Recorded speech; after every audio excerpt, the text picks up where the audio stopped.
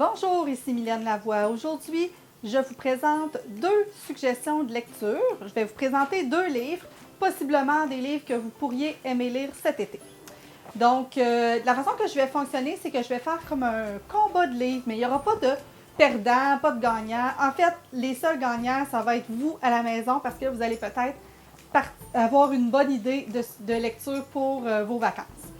Donc, je vais vous présenter Zut, j'ai raté mon gâteau d'Annie l'Italien. Et je vais vous présenter aussi Robe Soleil et bottes de pluie de Joanne Pronovo. Tout d'abord, je vais vous présenter un petit résumé de chacun des livres. Je commence avec Zut, j'ai raté mon gâteau d'Annie l'Italien.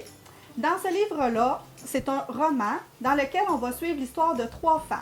Trois femmes à des époques différentes. Donc, on a Marie-Juliette dans les années 30, on a Hélène dans les années 60 et nous avons aussi Émilie en 2016. Les trois femmes, ce qui les relie, c'est une valise verte. En fait, c'est la valise originale de Marie-Juliette dans les années 30, dans laquelle elle consignait toutes ses recettes. Hélène a utilisé aussi cette valise-là avec les recettes. Elle a ajouté les siennes parce qu'elle aussi aimait cuisiner. Et en fait, Marie-Juliette voulait devenir chef dans les années 30. Hélène, dans les années 60, elle s'est séparée, divorcée. Elle a fallu qu'elle s'ouvre un traiteur pour pouvoir faire vivre sa famille. Et ensuite, dans les années 2000, il y a Émilie qui a trouvé cette valise-là, qui s'interroge sur qui étaient ces deux femmes-là et qui veut ouvrir un restaurant. Donc, c'est vraiment la trame du livre, c'est à peu près ça. Pour ce qui est de Robe Soleil et bottes de pluie de Joanne Pronovo, c'est l'histoire de Juliane qui travaille dans un marché. À un bon moment donné, Elisabeth, qui est d'ailleurs le personnage principal de l'autre roman de Joanne Pronovo qu'elle avait fait. Elisabeth va lui parler, puis là, elle la trouve assez intéressante, puis elle lui propose d'aller passer une entrevue pour la compagnie de paysagistes de son chum. Et là, Juliane va être engagée là, c'est dans un... Ils refont le paysagement d'un bed and breakfast, donc un couette et café. Et elle va habiter sur place avec, entre autres, un autre collègue de travail. Et elle va être un petit peu amoureuse du chef d'équipe sur le chantier. Et peut-être un petit peu aussi du gars avec lequel elle vit au couette et café. Donc, ça va tourner autour de ça. Donc, c'est un roman chick-lit. Celui-ci, c'est un roman chick-lit. Donc, comment ça va se dérouler pour le combat, le petit duel? En fait, je vais choisir une catégorie et ensuite, je vais vous dire lequel gagne la catégorie, etc. Puis là, on verra là, ce que ça donne à la fin. Je commence avec la première catégorie qui est l'originalité. Donc, pour l'originalité, j'ai choisi de donner le point à Zut, j'ai raté mon gâteau parce que c'est une histoire qui se déroule sur pratiquement, pas un siècle, mais à peu près 80 ans.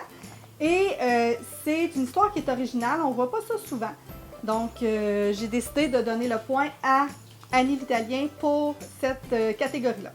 Pour l'intérêt pendant la lecture ou le livre qui m'a un petit peu plus captivée, je vais donner le point à Robe Soleil et bottes de pluie. Pourquoi? Tout simplement parce que dans ce livre-là, tout de suite, on rentre dans l'histoire. Pourquoi je n'ai pas donné le point à Zut, j'ai raté mon gâteau? C'est parce que, comme il y a trois personnages, à chaque chapitre, on change de personnage. Donc, c'est long avant qu'on s'attache au personnage. Donc, c'est pour ça que c'est Robe Soleil et bottes de pluie qui remporte le point. Au niveau de la qualité d'écriture, je donne le point à Zut, j'ai raté mon gâteau. C'est vraiment un livre avec une très bonne qualité d'écriture, donc c'est un beau style littéraire.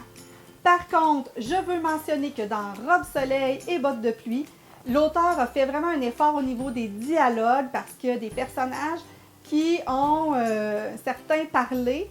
Et moi, j'ai apprécié ça parce que des fois, dans les livres, tous les personnages parlent de la même façon. Donc, dans celui-ci, c'est pas le cas. Donc, je vais dire ex aequo pour le style d'écriture. Quel roman est le plus drôle? Donc, le plus drôle, j'ai choisi Robe Soleil et bottes de pluie. C'est un chick-lit, naturellement. Il y a beaucoup d'humour dans le livre. Donc, si vous voulez lire un livre un petit peu plus drôle, ça va être Robe Soleil et bottes de pluie. Lequel des deux livres je recommande à ma mère? Donc, je recommanderais Zut, j'ai raté mon gâteau. Je pense que Zut, j'ai raté mon gâteau va s'adresser un petit peu plus aux adultes à partir de 30, 40, 50 ans. Je crois. Ça ne veut pas dire que vous n'aimerez pas ça si vous êtes dans la vingtaine. De son côté, Robe Soleil et bottes de pluie va s'adresser peut-être plus vingtaine, trentaine. Donc, peut-être un peu moins pour... peut-être que je le suggérerais moins à ma mère, puis plus à une amie, par exemple. La prochaine catégorie, c'est la catégorie personnage. Je vais donner le point à Robe Soleil et bottes de pluie parce qu'on a le temps de connaître les personnages dans ce roman-là. On a le temps vraiment de les apprivoiser et de les aimer.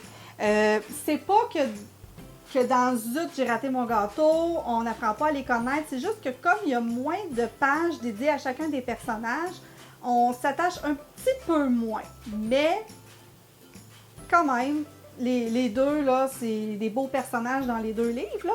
Mais j'ai décidé de donner le point à Robe Soleil et bottes de pluie. Voilà, ça complète notre vidéo cette semaine. Donc, on se retrouve très prochainement pour une autre capsule de pause lecture. Entre-temps, n'hésitez pas à nous suivre sur les réseaux sociaux sur Facebook, Twitter, Instagram.